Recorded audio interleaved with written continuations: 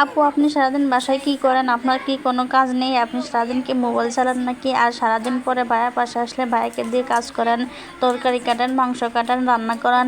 আইরে ভাই, কত কমেন্ট, কত কথা। মানে সারা বছর পরে মহিলারা আমরা এত কাজ করি, এত কষ্ট করি, আমাদের তো কেউ কখনো বলে না যে আমরা বিয়ে করব না, বিয়ে করলে পরের বেটারে রান্না করে খাওয়াইতে হবে।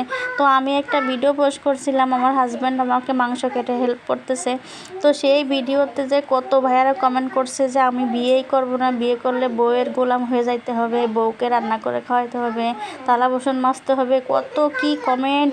বাইরে ভাই, আমি তো মানে অবাক হয়ে যাচ্ছি যে একটা বিয়ে করলে যে কাজ করে খাওয়াইতে হবে, এটা তো কোনো কথা না। আসলে ওয়াইফকে সাহায্য করা এটা একটা পুরুষের দায়িত্ব হিসাবে পড়ে। তো যার মন চায় সে করে, আর যার মন চায় না সে করে না। আজকে আমার একটু মন খারাপ ছিল, তো মন ভালো করার জন্য আমার স্বামীর জানা টিপস আছে। সে টিপস হলো ভালো ভালো খাবার এনে মন ভালো করে দেয়া।